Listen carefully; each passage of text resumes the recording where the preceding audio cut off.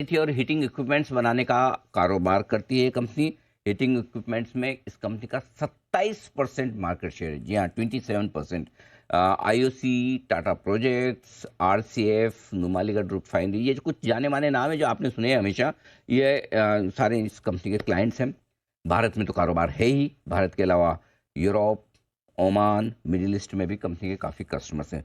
मेरे साथ दो खास मेहमान हैं, वो उनसे मैं मुलाकात आपकी कर रहा हूँ। उससे पहले जल्दी से एक बार इशू की जानकारी आपको दे दूं। 23 तारीख को इशू खुलेगा यानी कि कल, और 25 को होगा बंद। प्राइस बैंड 395 से 415। 36 शेयरों के लॉट में आप कर सकते हैं अप्लाई, और अगर किसी को मिनिमम एक लॉट की अप्लाई करनी है तो 14,940 रुपये की आपको करनी होगी एप्लीकेशन। 350 करोड़ का ऑफर फॉर सेल है, यानी कि एग्जिस्टिंग इन्वेस्टर जो हैं वो बेच रहे हैं, और 300 करोड़ का फ्रेश इशू है, ये पैसा जाएगा कंपनी में, यानी कि 650 करोड़ का इशू। और मार्केट कैप 2308 करोड़ का बनता है हायर बैंड पर। यह है कंपनी के इशू की सारी डिटेल्स। दो खास मेहमान स्टूडियो में हमारे साथ हैं। कंपनी के चीफ एग्जीक्यूटिव ऑफिसर दीपक भारुका साहब हमारे साथ कार्यक्रम में शामिल हो रहे हैं। 2011 से कंपनी के साथ है। रुड़की यूनिवर्सिटी से सर ने एमटेक मैकेनिकल और इंडस्ट्रियल में ये डिग्री हासिल की है।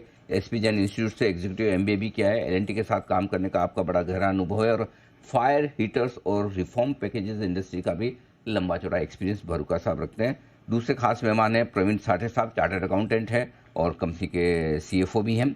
फाइनेंस, टैक्स, लॉ, एडमिनिस्ट्रेशन का आपका 27 साल का गहरा अनुभव, लंबा अनुभव है आप दोनों के। बहुत बहुत स्वागत है आप दोनों का सर, धन्यवाद समय देने के लिए। भारुका साहब, आप सीईओ हैं, प्रमोटर भी आप ही हैं? I am also one of the promoter. अच्छा, वन ऑफ द प्रमोटर्स, यानी कि आपके अलावा भी और भी प्रमोटर्स हैं। कौन है सर और प्रमोटर्स?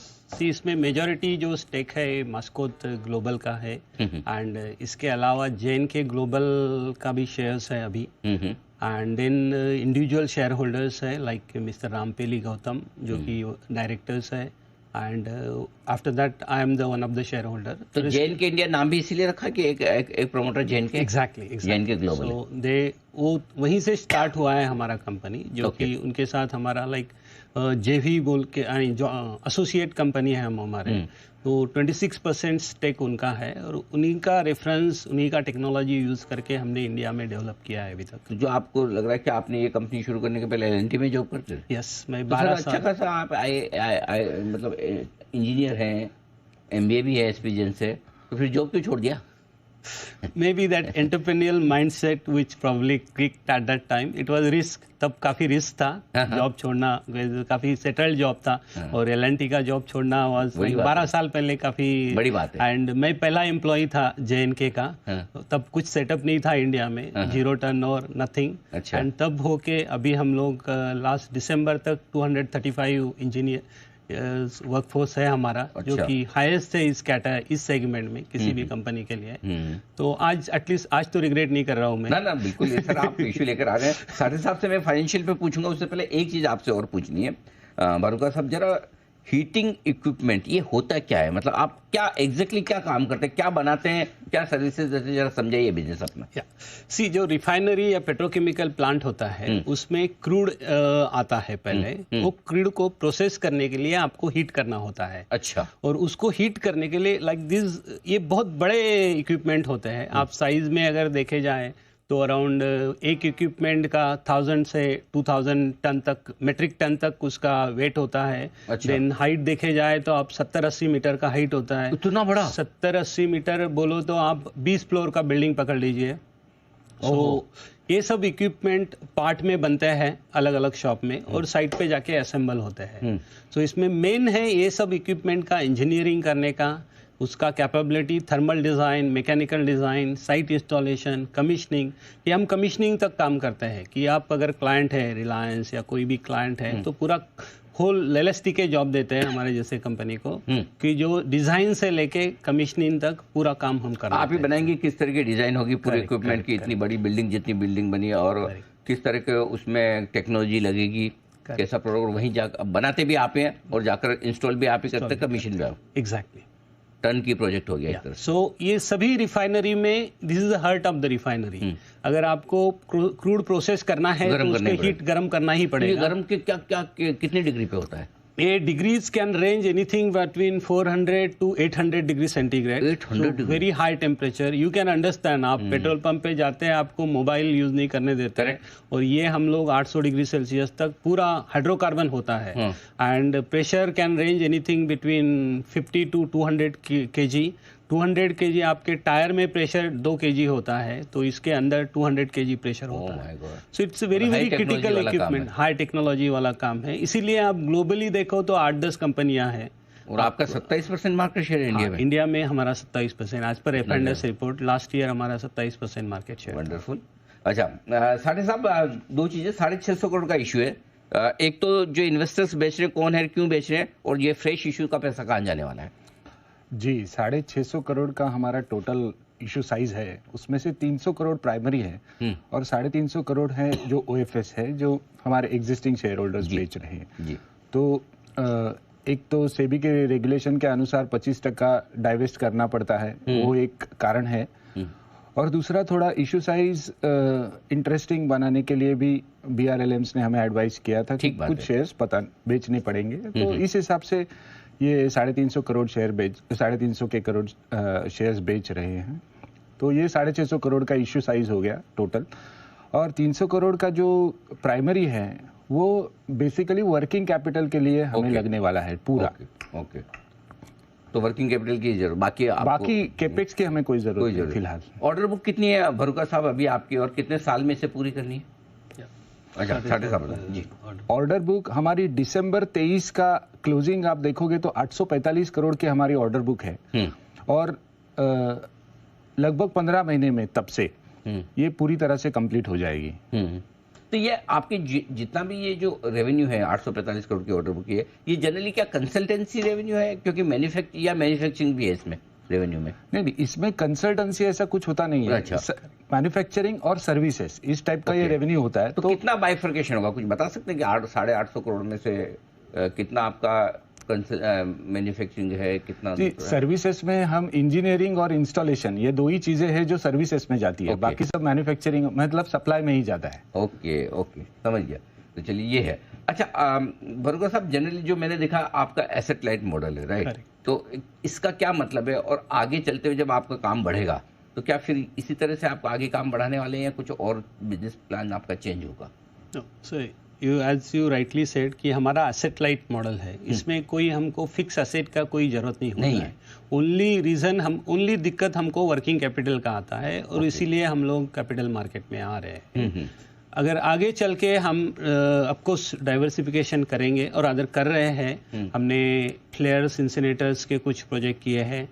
इसके अलावा हम लोग ग्रीन हाइड्रोजन में भी जा रहे हैं. अभी इंडिया का जो first on site generation come dispensing green hydrogen का फ्यूल स्टेशन है, वो हम बना रहे हैं दिल्ली फरीदाबाद में, जो कि अगले महीने तक कमिश्निंग होने के चांसेस है.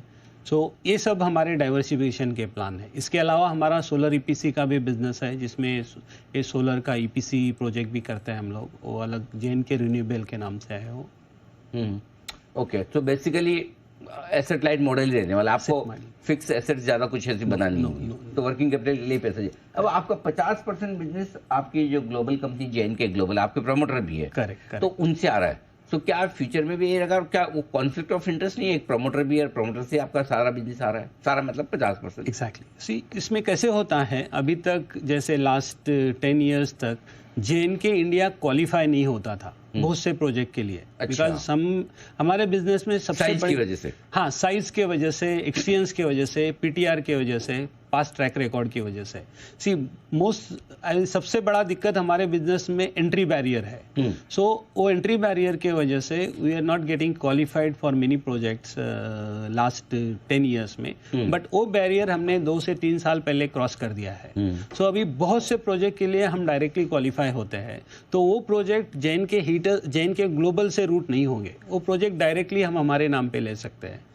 और ओवरऑल हमारा एग्रीमेंट ऐसा है JNK ग्लोबल के साथ कि इंडिया के प्रोजेक्ट एक्सक्लूसिवली JNK इंडिया करेगा, कोरिया के प्रोजेक्ट एक्सक्लूसिवली JNK कोरिया करेगा, और ग्लोबल जो प्रोजेक्ट रहेंगे वो JNK कोरिया के नाम पे आएंगे, और वो 100% सब कॉन्ट्रैक्ट हमको करेंगे. ओके. सो इसलिए वो रिवेन्यू फिर भी वो JNK कोरिया के थ्रू ही, JNK ग्लोबल के थ्रू ही आएगा. ठीक बात है। तो अब वो ग्रेजुअली साइज होने के बाद आप डायरेक्टली अच्छा, मैं एक चीज साठे साहब देख रहा था, मार्जिन आपके कंपेरिजन में भेल, थर्मिक्स जैसी कंपनियां आती है राइट, जो यही काम करती है हीटिंग में, आपके मार्जिन उनसे बहुत बेहतर है। क्या वजह है कि आप ज़्यादा बेटर मार्जिन पे कर पाते हैं? जी, पहले तो थर्मल डिजाइनिंग का जो कैपेबिलिटी है हमारे पास, वो बहुत सारी कंपनियों में नहीं है, जिनको थर्मल डिजाइनिंग बाहर से करवानी पड़ती है और उसके बाद ही वो मैन्युफैक्चरिंग कर सकते हैं। तो ये एक हमारा यूएसपी है इसमें। दूसरी, हम लोग प्रपोजल स्टेज पे ही इतना डिटेल इंजीनियरिंग कर लेते हैं कि बाद में जब हम एग्जीक्यूट करते हैं तो हमें इंजीनियरिंग में ज़्यादा कुछ करना नहीं पड़ता, उल्टा हमें वैल्यू एडिशन मिलता है और उससे इंजीनियरिंग में ज़्यादा कुछ करना नहीं पड़ता, उल्टा हमें वैल्यू एडिशन मिलता है और उससे हमारे मार्जिन्स बेटर होते हैं। तो प्रपोजल स्टेज पे अगर हम 15% पे अगर प्रपोजल बना रहे हैं तो एग्जीक्यूट करते करते हमारा 3-4% बढ़ जाता है उसमें। Okay, right.